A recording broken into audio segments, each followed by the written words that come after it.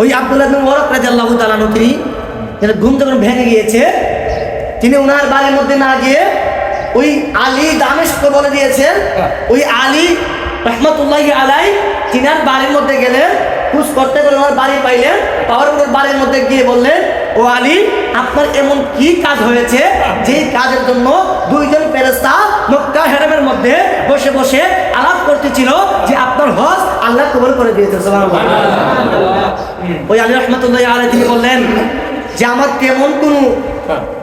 তেমন কোনো আমল নাই, তবে আমার আমল হচ্ছে আমি একজন মুসলিম মানুষ, জুতা সেলাই করি, জুতায় সেলাই করতে করে যা টাকা পাই ওই টাকা দিয়ে আমি সংসার চালাই এবং ওই টাকা কিছু যা বাঁচে ওই টাকা থেকে আমি হজ করার জন্য টাকা জমিয়েছিলাম। সুবহানাল্লাহ।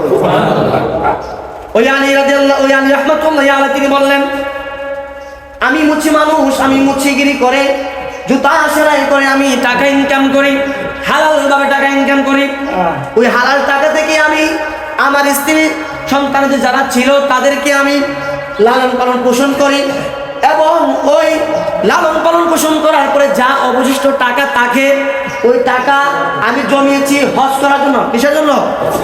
হজ করার জন্য আমি জমিয়েছি। তবে একদিন কি ঘটনা হলো, আমার স্ত্রী হচ্ছে সন্তান, তিনার পেটের মধ্যে একটা সন্তান আসবে। ওই স্ত্রী বলল, ও স্বামী আমার অনেক ইচ্ছা করতেছে আমি গোশত খাবো। কি খাবো? গোশত খাবো।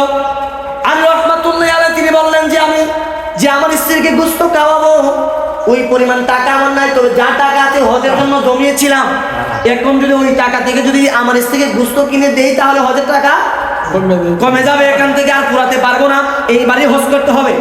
ওনার নিয়ত ছিল এইবারেই হজ করতে হবে। ইন্নামাল আমালু বিন্নিয়াত। মিশকাত শরীফের মধ্যে সর্বপ্রথম এই নিয়তের হাদিসকে আনা হয়েছে। কেন? আপনি যত কাজ করবেন, যা কিছু করবেন, সব কিছু নিয়তের উপর হয়ে থাকে, যেভাবে নিয়ত করবেন ওইভাবে চলে যাবে। এই জন্য আলী রহমাতুল্লাহি আলাইহি তিনি নিয়ত করলেন যে এইবার তিনি হজ করবেন, কিন্তু তিনার স্ত্রী গোশত খেতে চেয়েছে। উনি কি করলেন? উনি পাড়া প্রতিবেশীর কাছে গেলেন, দেখেন কোনো গোশত পান কিনা, কিন্তু পাড়া প্রতিবেশীর কাছে পান নাই, তবে এক ঘরের মধ্যে গোশত রান্না হইতেছে।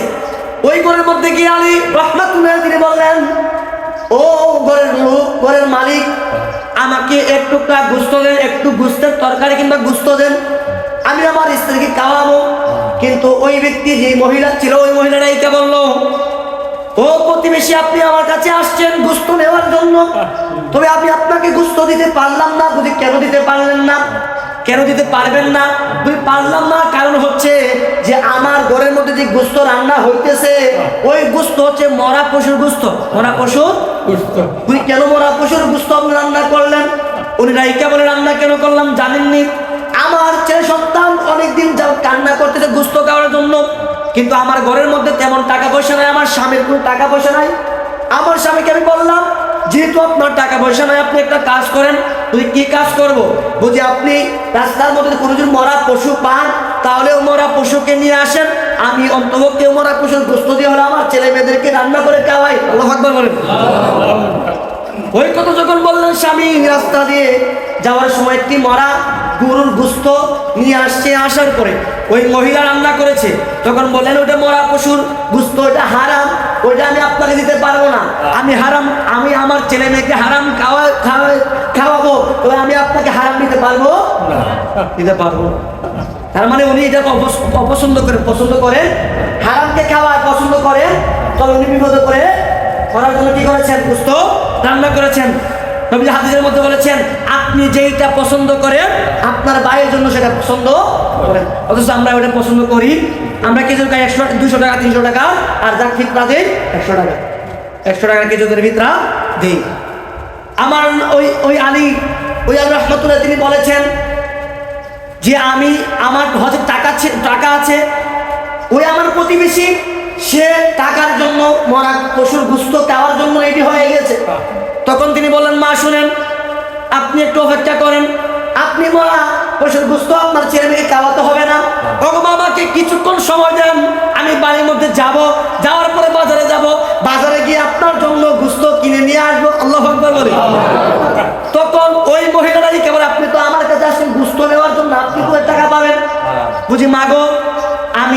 করার জন্য কিছু টাকা জমিয়েছিলাম, ওই টাকা ফুরিয়ে যাবে বিদায় আমি আপনার প্রতিবেশীর কাছে আসছিলাম গোস্ত নেওয়ার জন্য, কিন্তু আপনি তো দিতে পারলেন, আপনি তো আমার থেকে আরো বিপদের মধ্যে আছেন।